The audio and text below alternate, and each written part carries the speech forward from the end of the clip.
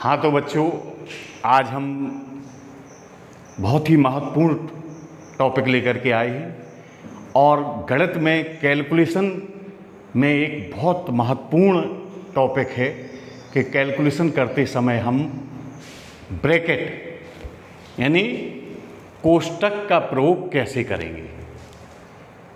सबसे ज़्यादा इसमें हमें सावधानी की भी आवश्यकता होती है। कभी कभी हम भ्रमित भी हो जाते हैं। जब एक से अधिक कोष्टक लगे हों तो हम उनको किस प्रकार से सॉल्व करेंगे कि आसानी से सॉल्व हो जाएं।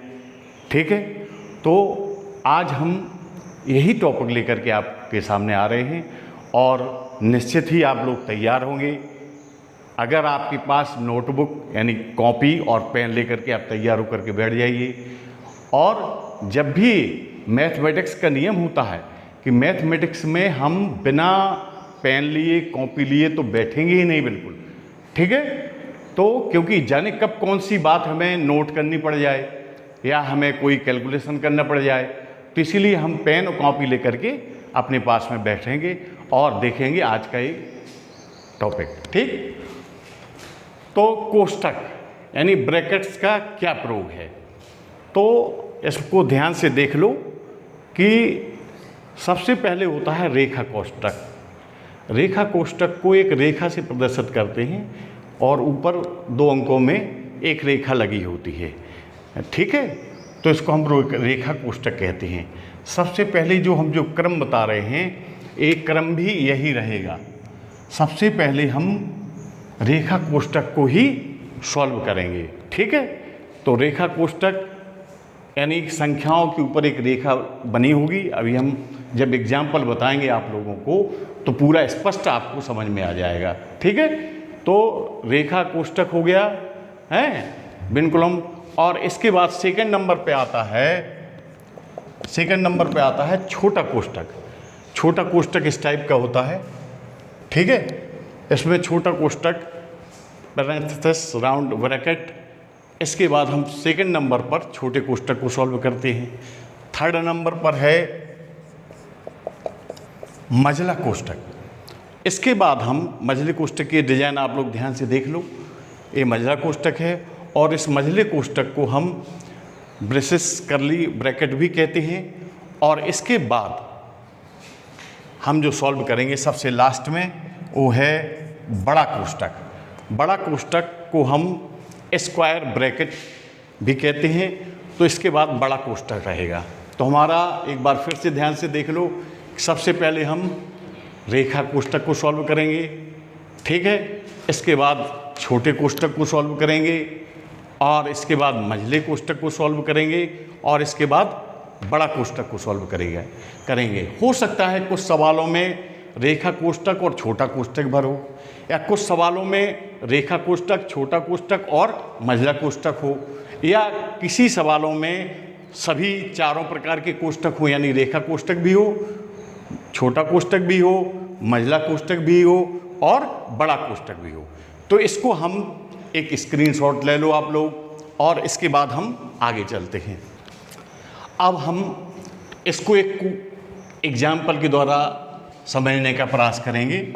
एग्जाम्पल हमारा ये दिया गया है और इसको हमें सॉल्व करना है। तो लगभग इसमें देख रहे हैं हम एग्जाम्पल में कि बड़ा कोष्टक भी है, फिर इसके बाद ये मझला कोष्टक भी है और छोटा कोष्टक भी है और रेखा कोष्टक भी है। तो हमने नियम मालूम है ना कि कैसे सॉल्व करना है, तो नियम आपको मालूम ही है। सबसे पहले हम इस क्वेश्चन में, इस एग्जाम्पल में हम कौन सा कोष्टक सॉल्व करेंगे? रेखा कोष्टक सॉल्व करेंगे। ठीक है, तो 16 माइनस रेखा कोष्टक में क्या मान दिया है? 18 माइनस 5, यानी 18 में से 5 माइनस हो रहा है। ठीक है, रेखा कोष्टक को सॉल्व कर रहे हैं हम। सबसे पहले क्या कर रहे हैं? रेखा कोष्टक को सॉल्व कर रहे हैं। तो 18 में से 5 चला गया, कितना बचा? 13। ठीक है, रेखा कोष्टक हमारा खत्म हो गया। अब इसके बाद हमारा नंबर आता है छोटे कोष्टक को सॉल्व करना है। ठीक है, तो पहले हम ज्यामिति तो संख्याएं लिखते चलेंगे। जहां हमें छोटा कोष्टक दिख जाए तो छोटे कोष्टक का मान हमें सॉल्व करना है। अब छोटे कोष्टक में है 16 माइनस 13, यानी 16 में से 13 गया। 16 माइनस 13 है, तो 16 में से 13 गया, कितना बचेगा? 3। ठीक है, इसके बाद फिर अब हमारा छोटा कोष्टक खत्म हो गया है, मंझला कोष्टक और बड़ा कोष्टक लगा देंगे। अब हमारा नंबर आता है, किसका आता है नंबर? अब आता है मंझले कोष्टक को सॉल्व करना है, राइट, यानी मंझले कोष्टक को सॉल्व करना है। तो अब हम पहले बड़ा कोष्टक जो को तो लिख लेते हैं 18 माइनस मंझले कोष्टक में क्या है 4 + 3, 4 + 3 यानी 7। ठीक है, तो मंझला कोष्टक इस प्रकार से हमारा हट गया, सॉल्व हो गया। जो सॉल्व होता जाता है वो कोष्टक यानी वो अपना कैलकुलेशन से हटता जाता है। ठीक है, अब इसके बाद बड़ा कोष्टक में है 18 माइनस 7, तो 18 में से 7 गया, कितना बचा? 11। तो हमारा कितना आंसर आ गया? 11 आ गया। ठीक है, इसको फिर से एक बार समझ लो, यानी हमारा ये क्वेश्चन था, हम इसमें सबसे पहले हमें क्रम मालूम है कि सबसे पहले हम क्या करते हैं, सबसे पहले रेखा कोष्टक सॉल्व करते हैं। तो और संख्याएं हमने ज्यों की त्यों लिख ली। ठीक है, और रेखा कोष्टक की जगह हम देखते हैं कि क्या है 18 माइनस 5, तो 18 में से 5 गया, 13 बचा। ठीक है, रेखा कोष्टक सॉल्व हो गया। इसके बाद हमारी नज़र आती है छोटे कोष्टक को सॉल्व करने की। तो छोटे कोष्टक में लिखा है 16 माइनस 13, तो कितना आ गया? 3। तो 4 प्लस यहाँ पर इसका सॉल्यूशन हो गया 3। अब इसके बाद मंझला कोष्टक की बारी आती है, तो मंझला कोष्टक में लिखा है 4 + 3 यानी 7, तो 18 माइनस 7 = बड़ा कोष्टक सॉल्व हो गया, लास्ट में 11 आ गया। बहुत सरल सवाल हैं, सिर्फ हमें थोड़ा सा इनको ध्यान देने की आवश्यकता है, भ्रमित होने की आवश्यकता नहीं है। अगर थोड़ा सा भी ध्यान लोगे, यानी थोड़ा सा भी यदि ध्यान दे लोगे और क्रम का ध्यान दे लोगे, यानी पहले सबसे पहले कौन सॉल्व करना है? रेखा कोष्टक, फिर छोटा कोष्टक, फिर मंझला कोष्टक और लास्ट में बड़ा कोष्टक, राइट। तो इस प्रकार से हम इसको सॉल्व कर लेंगे। इस एग्जाम्पल का यदि स्क्रीनशॉट लेना चाहो तो स्क्रीनशॉट ले लो, फिर इसके बाद हम आगे चलते हैं। ठीक, ओके। और हम थोड़ा सा एक टॉपिक और है, छोटा सा टॉपिक है, पूर्णांकों से ही संबंधित है और हो सकता है इसका यूज तुम्हारे ब्रैकेट्स वाले क्वेश्चंस में भी आए। तो पूर्णांकों का निरपेक्ष मान यानी एब्सोल्यूट वैल्यू, इसको हम कैसे, ध्यान से थोड़ा सा इसको ध्यान से समझ लो कि पूर्णांकों का निरपेक्ष मान क्या है। इसको हम देखते हैं, थोड़ा सा एक हम उदाहरण लेकर के चलते हैं संख्या रेखा का। ठीक है, जैसे ये तुम्हारी संख्या रेखा है, यहाँ बीच में 0 है, -1, -2, -3, यहाँ हो गया +1, +2, +3। ठीक है, अब हम थोड़ी से दो मानों पर नज़र रखते हैं कि 0 से +3 की दूरी, 0 से +3 की दूरी कितनी है? 1, 2, 3। ठीक है, अब हम देखेंगे 0 से -3 की दूरी, यानी यहाँ तक, 0 से कहाँ तक की? 0 से -3 तक की दूरी। तो यहाँ से अगर हम चलते हैं तो 1, 2, 3। ठीक है, दशा जरूर हमारी ऋणात्मक है, लेकिन वैल्यू हमारी ये भी 3 खाने हैं और यहाँ भी हम 3 खाने ही चल रहे हैं, राइट। यानी अगर वैल्यू, किसी चीज़ की वैल्यू तो धनात्मक आ रही है और संख्यात्मक मान उसका ऋणात्मक हो सकता है। जैसे दूरी कभी ऋणात्मक नहीं होती है, ध्यान दो, लंबाई चौड़ाई कभी ऋणात्मक नहीं होगी, लेकिन हो सकता है कि दिशा के हिसाब से, हमने जो कल आपको पहले वीडियो में पूर्णांकों के वीडियो में बताया था कि जैसे दिशा के हिसाब से भी चिन्ह परपाटी बनाई गई है। जैसे अगर पश्चिम दिशा में है तो ऋणात्मक माना गया है, दक्षिण दिशा में ऋणात्मक माना गया है, लेकिन वैल्यू 3 ही रहेगी, दूरी 3 ही रहेगी। अगर जैसे पता चला कि पश्चिम में -3 है तो उसकी वैल्यू तो 3 मात्रक ही मानी जाएगी। अगर दूरी, डिस्टेंस की बात करें तो इसको हम निरपेक्ष मान कहते हैं। इसको हम मोड से प्रदर्शित करते हैं। जैसे अगर -3 है, इसको 2 लाइनों में इस प्रकार से प्रदर्शित करते हैं, तब भी उसकी वैल्यू 3 होगी। अगर +3 है तो मोड के अंदर यानी एब्सोल्यूट वैल्यू, या इस चिन्ह को हम कहते हैं निरपेक्ष मान का चिन्ह। निरपेक्ष मान का चिन्ह किससे, मतलब दो लाइनों के बीच में वो संख्या लग जाएगी। अगर वो संख्या ऋणात्मक है तब भी उसकी वैल्यू क्या आएगी, धनात्मक में आएगी। अगर धनात्मक है तो धनात्मक आएगी ही। यदि शून्य है, ठीक है, यदि शून्य है संख्या तो उसका मान भी शून्य आएगा। ठीक है, तो आगे समझ में, किसी संख्या का निरपेक्ष मान वह मान है जो उसकी मेन वैल्यू को प्रदर्शित करता है। यानी अगर -3 है तो उसका मोड -3 = +3, और +3 है तो = तब भी +3 हो जाएगा, और अगर 0 है तो उसका मान 0 हो जाएगा। ठीक, राइट। तो इस प्रकार से हम इसका स्क्रीनशॉट ले लो, ठीक है, और फिर हम अगले टॉपिक पर चलते हैं। पूर्णांकों में एक हमारा ये टॉपिक, एक छोटा सा टॉपिक ये भी ध्यान देने की आवश्यकता है कि अगर हम आपस में अगर पूर्णांकों का गुणनफल करते हैं तो चिन्हों अगर का गुणनफल क्या होता है, इसमें ध्यान देने की ज़रूरत है। जैसे हम 4 एग्जाम्पल लेते हैं, ठीक है, फर्स्ट, सेकंड, थर्ड और फोर्थ। पहला एग्जाम्पल ले लिया हमने कि +3 × +5 = क्या हो गया। दूसरा हमने ले लिया -3 × -5। तीसरा उदाहरण ले लिया हमने -3 × +5। ठीक, और चौथा उदाहरण हो गया हमारा +3 × -5। ठीक है, अब हम इन संख्याओं को बहुत गौर से देखते हैं, ध्यान से देखते हैं। यानी इस पहले जो फर्स्ट जो है क्वेश्चन जो दिया है, इसमें दोनों संख्याएं प्लस में हैं, यानी +3 का मल्टीप्लाई होना है +5 में। दूसरे कोष्टक में है -3 का मल्टीप्लाई हो रहा है -5 में। ठीक है, और तीसरे कोष्टक में हो रहा है -3 और एक संख्या ऋण में है, दूसरी धन में है, और चौथे में पहले धन में है और बाद में ऋण में है। तो इसमें थोड़ा सा ध्यान देने की ज़रूरत है कि जब प्लस मल्टीप्लाई प्लस हो तो इसका हमेशा आंसर प्लस ही आएगा। ठीक है, अगर माइनस मल्टीप्लाई माइनस हो तब भी प्लस आएगा।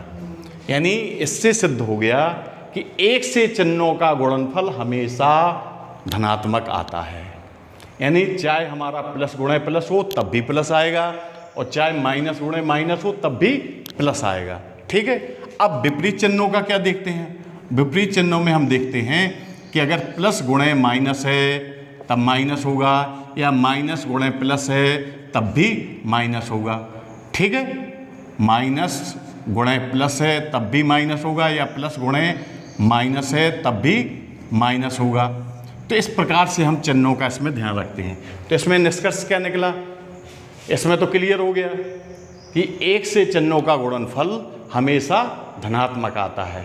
ठीक है, अब इसमें क्या हो गया, इसमें ये हो गया कि अगर माइनस चिन्ह है, माइनस मल्टीप्लाई प्लस है तब माइनस होगा, या प्लस मल्टीप्लाई माइनस है तो माइनस होगा। यानी विपरीत चिन्हों का गुणनफल हमेशा ऋणात्मक आता है, और एक से चिन्हों का गुणनफल हमेशा धनात्मक आता है। ठीक, ओके। अब इसके अनुसार हम कैसे सॉल्व करेंगे। +3 × +5, इसका आंसर हो जाएगा +15। इसका भी +15, right. Minus multiply minus plus, और 3 × 5 = 15। अब है माइनस मल्टीप्लाई प्लस, तो माइनस प्लस का हमने क्या बताया था, माइनस विपरीत चिन्ह यदि हैं, और या 3 × 5 = 15, या प्लस इंटू माइनस है तब भी माइनस, मतलब विपरीत चिन्ह, चाहे पहले माइनस प्लस हो, पहले माइनस हो फिर प्लस हो, चाहे प्लस पहले हो चाहे माइनस बाद में हो, क्या आएगा, माइनस आएगा। मतलब विपरीत चिन्हों का गुणनफल हमेशा माइनस आता है, और 3 × 5 = 15। इस प्रकार से हमारे ये क्वेश्चन सॉल्व हो जाएगा। तो थोड़ा सा इसके पूर्णांकों के गुणनफल में इसको ध्यान देने की आवश्यकता है। इसका भी स्क्रीनशॉट ले लो, ठीक है, ओके। और अब कैलकुलेशन के लिए कोष्टक के बाद आता है चिन्हों का नंबर, कि हम चिन्ह किस तरफ से सॉल्व करें। माना कि कोई क्वेश्चन है, जैसे एक क्वेश्चन है हमारा, कोई भी उदाहरण ले लें, जैसे एक क्वेश्चन है हमारा कि 8 डिवाइडेड 4 मल्टीप्लाई 3 प्लस 2 माइनस 1। जैसे एक ये एग्जाम्पल है, ठीक है, क्या एग्जाम्पल है? 8 डिवीजन भाग का चिन्ह, 8 भाग 4 गुणा 3 धन 2 माइनस 1। अब इसमें ना तो कोष्टक है, सिर्फ चिन्हों का प्रयोग है। अब इसमें हम पहले घटा दें कि जोड़ लें कि फिर गुणा कर दें कि भाग दे दें। निश्चित है कि हमारा मन में एक प्रश्न चिन्ह उठेगा कि किस संक्रिया को हम पहले सॉल्व करते हैं, ठीक है।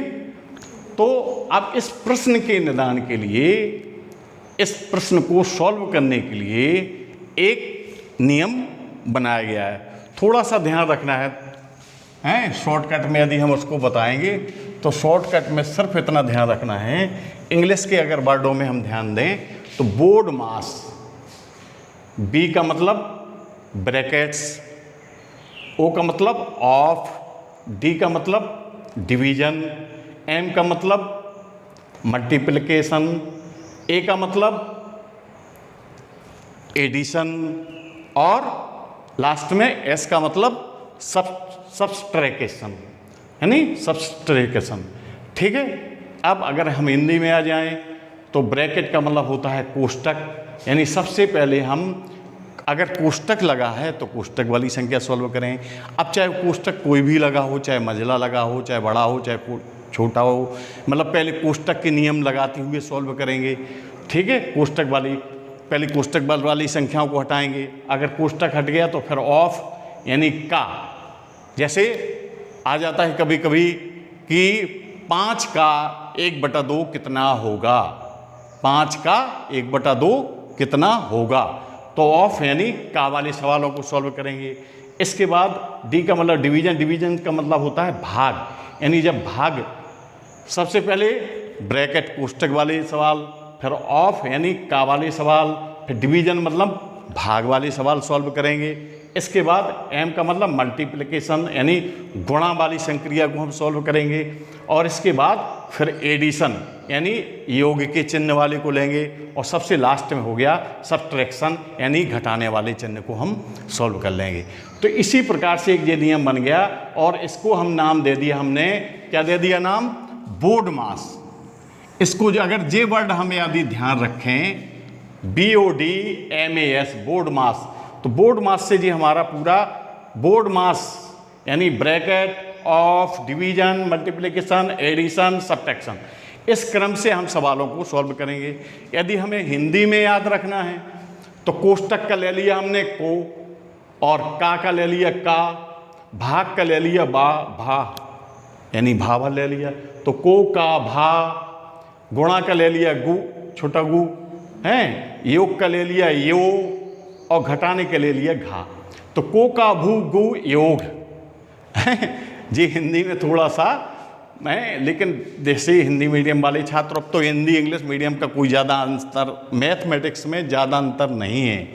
इसीलिए आप चाहे हिंदी मीडियम वाले स्टूडेंट हों चाहे इंग्लिश मीडियम वाले स्टूडेंट हो, हमारे बेसिक से जो भी इंग्लिश मीडियम विद्यालय से भी यदि आ रहे हैं बच्चे, तो दोनों वर्डों को हम प्रयोग करेंगे। अधिकतर हम भी प्रयास करते हैं कि आप लोगों को अधिकतर हर वर्ड की जो भी वर्ड हम लिखवाते हैं उसकी इंग्लिश मीनिंग भी हम लिखवा देते हैं, इसीलिए क्योंकि आपको ये ध्यान रहे।